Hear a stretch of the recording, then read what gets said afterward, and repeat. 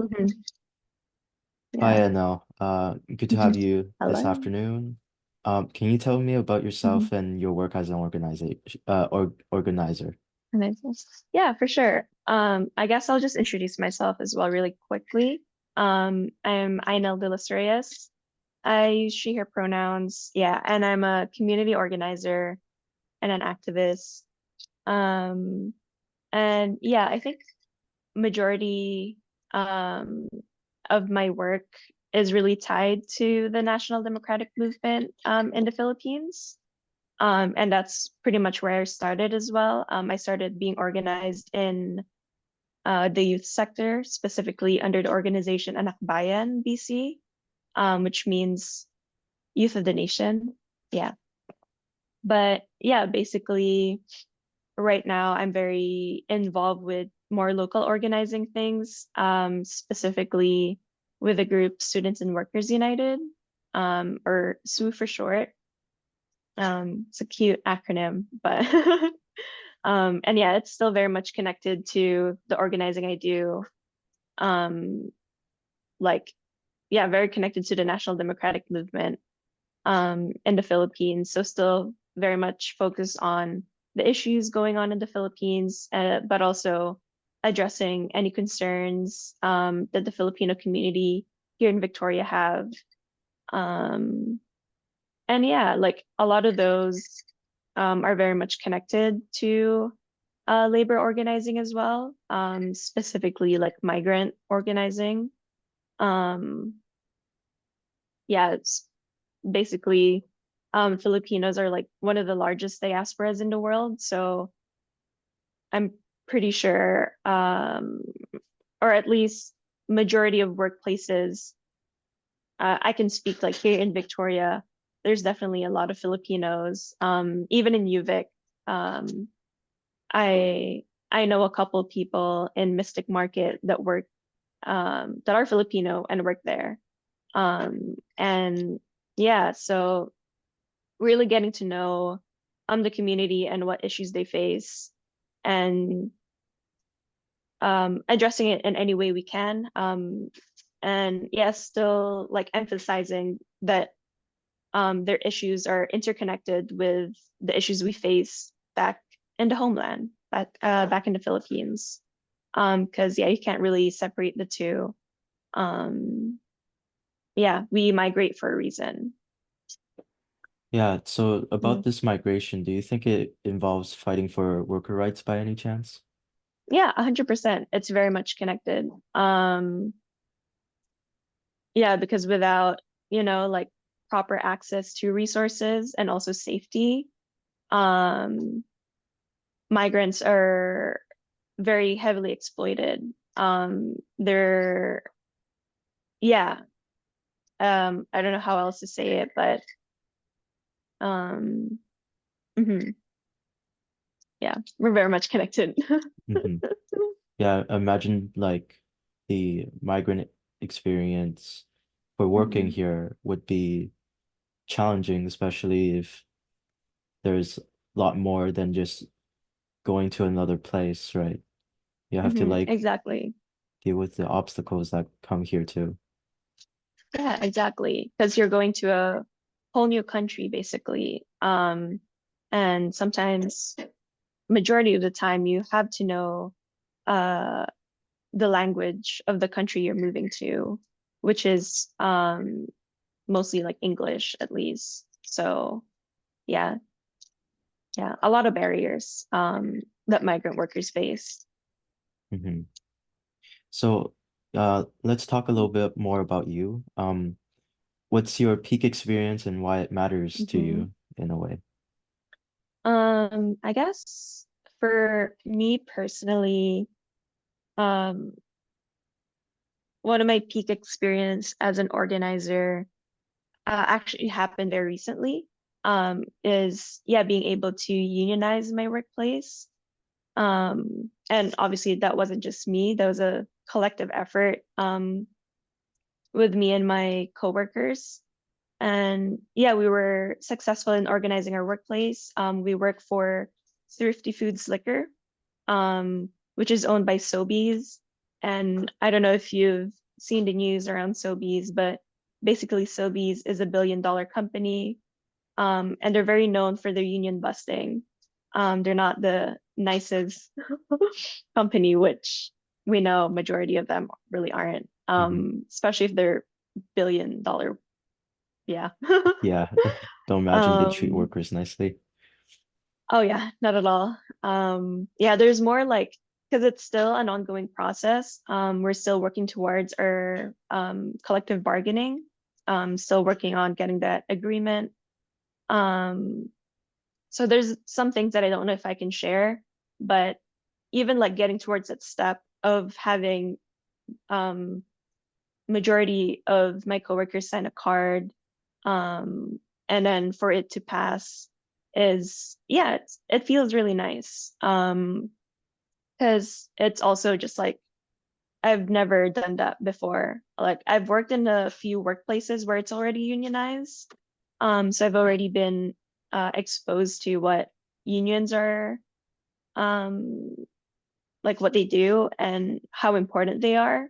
Hmm. And also personally, like my mom is very involved with her union. So I've seen some I guess like background uh things like how it works and all that stuff. But yeah, it was really nice. And it's still something that I think I'm still like personally processing, but it just feels, yeah, it's such a like a big milestone. Being able to like actually have that foundation of uh getting my rights protected, which crazy thing to say Yeah. when you think about like the overall picture. It's like, well, shouldn't that be like um the minimum, right? Yeah. Like everyone should have a certain right to earn a certain living, a living Exactly. that's preferably like where it's a condition where you can live, right? Yeah, exactly. You're not Hmm. just living paycheck to paycheck. You don't have to fear uh pretty much going homeless, right? Yeah. And pretty much losing everything because majority of us, at least at this current moment, are just like one bad paycheck away, and one really bad emergency away from uh yeah, basically losing everything. Yeah. So yeah. Hmm. I imagine, And oh yeah, go sorry. ahead. No, no, continue. Oh no, I was actually just gonna share like another experience. Hmm. And this is more so connected to like the overall organizing I do. Um, was being able, yeah, like I guess um one of the experiences that I think what happened around like last year, early last year, was being able to stop the deportation of a migrant organizer in Alberta. That's harsh. Um, Wow. yeah, yeah, he was very close to being deported back to the Philippines. His name is Danilo De Leon. And yeah, he's a migrant leader. I'm not sure if Edmonton or Calgary, but definitely in Alberta. Hmm. And yeah, his situation was very precarious because he came into the country as a temporary foreign worker. And then, basically, long story short, he lost his visa and he had a hard time reapplying, and he was very close to being deported. Um, and yeah, if he got deported back to the Philippines, it would have been really unsafe for him to stay there. Because currently the Philippines is very much not a safe place for activists and people who have pretty harsh critiques against the government, rightfully so. But yeah, um, I can't remember the exact like application or visa he got. But yeah, he's staying here in Canada. as far as I know, as a political refugee. So he has protection. Um, and yeah, that was a really great um overall victory for especially like nationwide for everyone involved with the movement is being able to like protect one of our yeah, like basically like mass leaders, one of our like close friends. And yeah, it was a collective effort. It took lots of time and effort, but yeah, all of that was worth it in the end. Yeah, I imagine so. I mean, that must have been quite the experience to Hmm. finally, well, not really finally, but to have a upstart with victories, right? Yeah, Hmm. yeah. And I'm sure like especially for him, I couldn't even imagine just how stressful it must have been. Yeah, Um, yeah. dealing with government officials and all that sounds so Yeah, no, tedious. exactly. And the fees as well. It probably would have costed, hopefully it didn't cost him much, but yeah. Yeah. So like wrapping back to your, I guess, uh, your mother and kind of your inspiration. Mhm, I'm assuming your inspiration of doing unionizing and being an organizer. Um, mhm, what is something that you had wish you had known before getting mhm. involved? Oh, it's a good question. Um, actually wasn't able to ponder on it before this meeting because I've been sitting on that question for a while. Um, and I'm sure there definitely are some things that I wish I'd known. Hmm. Um, actually, yeah, now that I'm like involved with union organizing, I think I wish I would have known just how like tedious it is. Like obviously like any kind of organizing is going to take so much time. Um, but because my background, like the way I started organizing was initially just like grassroots, and very like working very closely together. Um, yeah, I didn't realize just how bureaucratic applying for a union can be, and just the many steps it takes to like really be certified. Um, yeah, it was just like more like a logistical thing that I wasn't aware of.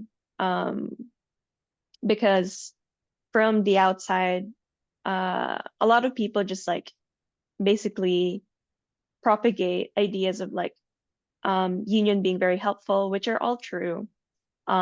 But I think one thing that isn't really shared is just like the time it takes. And maybe that's just like a personal, like, yeah, that's definitely more of like a personal thing. Because I wasn't really aware of how um unionization worked in Canada, like prior to moving here. Um, but yeah, it is something that I think uh, people who are looking to get organized into a union should kind of look into, not to like really like put them off from it, but um, give them like a rough timeline, basically of yeah, like yeah, because I'm a very like uh, organized person, so I like seeing things within a timeline. Um, yeah. Yeah, kind of speaking on to that.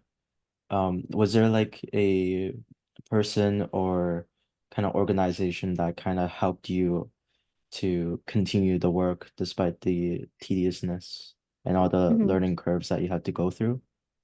Oh yeah, 100%. Uh, currently, yeah, we're under SEIU local too. And I got connected to a labor a labor organizer within SEIU. she no longer works for them, so I won't share her name, but yeah, there was definitely a person who helped us along the way. And it wasn't just me as well.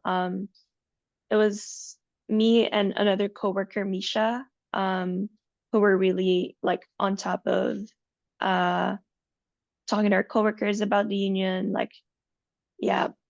And also, I think another thing that I want to add to the previous question is that when it comes to union organizing now, you really have to be like very low key about it, basically. Hmm. Like you can't be openly talking about it around your manager.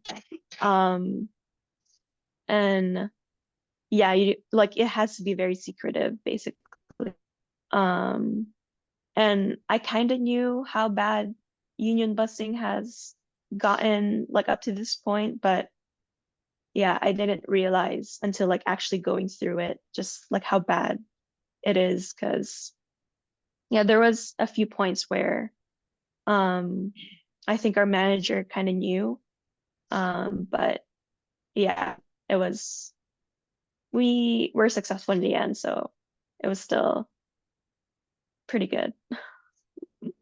Yeah. Yeah. I mean, you take those W's, right? I know, exactly. Yeah. It's the little things, honestly. Hmm. Um, yeah. Yeah.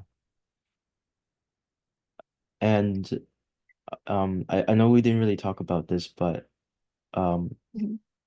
if you wanted older members of unions to know about something that Mhm. is regarded with newer members, what would you like Mhm. them to know? Hmm. Yeah. There's definitely like a few things. But I think, yeah, one thing that comes to my mind immediately is the fact that we shouldn't, yeah, see labor organizing as just like a confined movement. Um, because when we look back in the history of labor movement, it's always been an um, international movement, basically. It's not just confined to its like national borders, basically, because there's workers all around the world. And even though conditions are different within specific countries, uh, I think, yeah, it's important that we understand that we're all part of an international movement and we should be like bridging those solidarity, like bridging solidarity with other workers all around the world. And yeah, and just how important that is actually. Um, because yeah, I think and this is just like a personal opinion, um, like a movement dies when it's just within its borders, when it just stays in just one place. It can be contextual, of course, like it depends like what type of movement it is, but if it's something as broad as labor organizing, like it's important that we start thinking about like, okay, like who's under the labor movement, right? Like it's workers, but also like within that sector, it's like who are under those, like migrant workers are in there.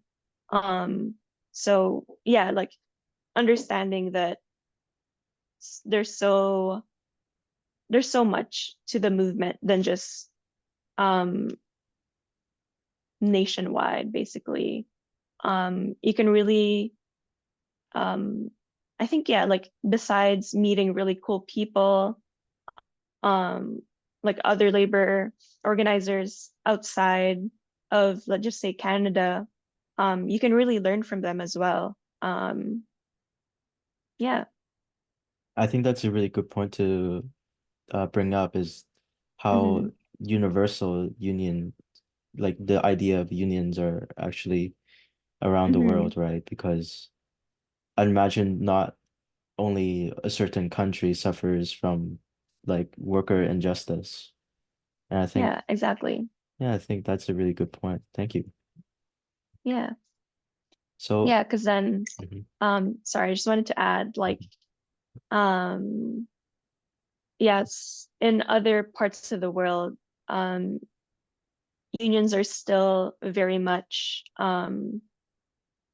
what's the word for it? Like they're pushed back against, like they're taboo, Yeah, basically. like And they're I'm speaking, stigmatized. yeah, stigmatized. Yeah, that's a word I was thinking of. Yeah, they're very much stigmatized. They're still like there's a lot of like um really bad rhetoric around it. And most of those rhetoric are the same rhetoric that we hear here in Canada, because majority of them are just exported as well, right? Yeah. So yeah, like um understanding that there's certain things that unite us, um, despite our differences, I think is yeah, a very important thing. Because how else are we gonna win um if we just keep bickering over our differences? Yeah, I mean, I think if we kind of break down the barriers that we put up around ourselves, maybe we would find more successes rather than wallowing Hmm. in our own wells, I guess. Yeah, exactly. Mhm. So just kind of a final question, but we still have some Hmm. time. Uh, Hmm. is there any advice you would give to uprising organizers or people that Hmm. are looking to join unions?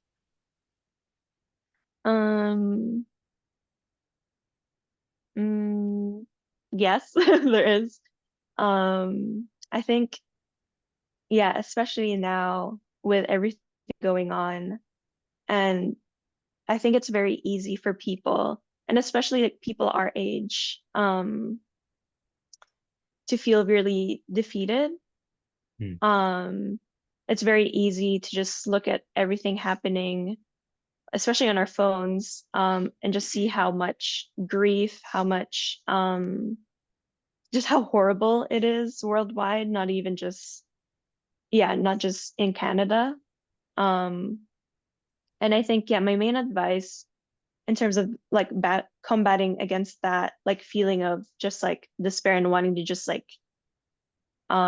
keep to yourself, basically just like um the whole like survival instinct of just wanting to take care of ourselves and uh just pretty much survive, which is I think is very understandable. But I think yeah, in order to actually um I definitely can't curse, but in order to get things done, um, is get organized. And I know that's such like a broad statement, but you can, yeah, like you can start by doing really like small things, talking to the people around you about what's happening, starting those like political conversations, because I think, yeah, like now it's very easy to have those conversations, but actually like uh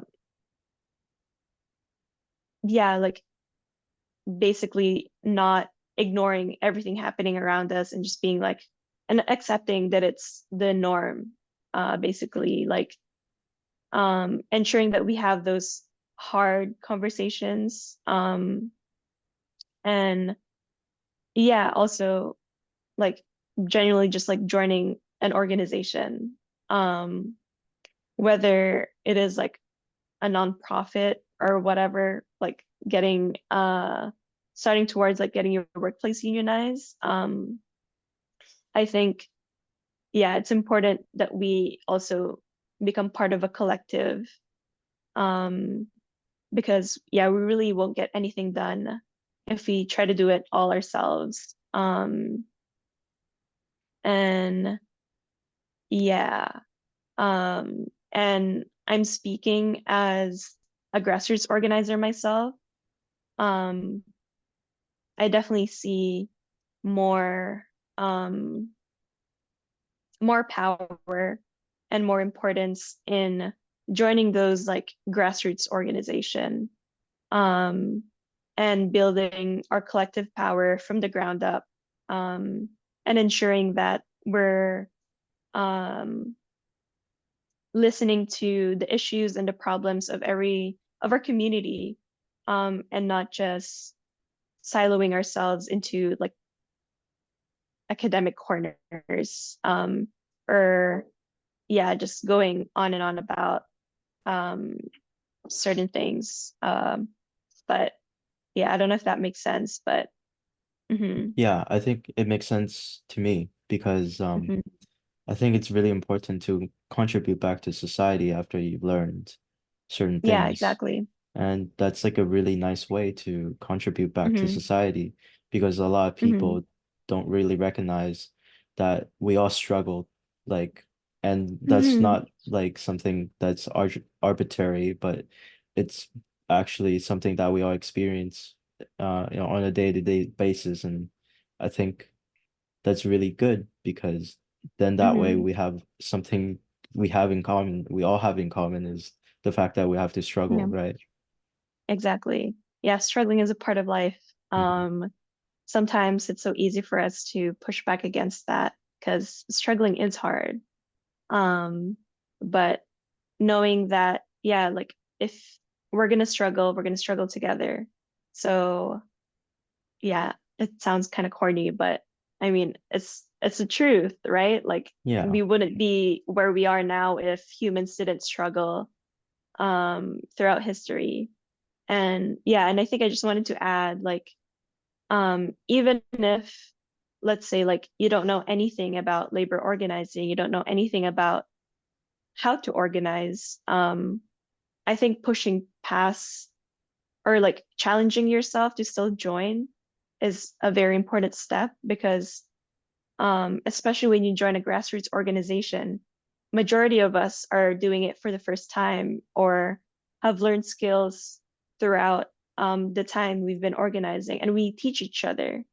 Um, and yeah, there's no barriers to grassroots organizing because we just learn from each other. We learn from our community. Um, and yeah, it's a very like organic process, basically. Um, yeah, I'm just gassing up uh, grassroots organizing because I love Yeah. I love it. Yeah, I think people could pay attention to that more as well, right? Hmm. Mhm. Yeah. Yeah. Um, So I'll cut the recording here since I'm finished yes. with all the questions. Sweet.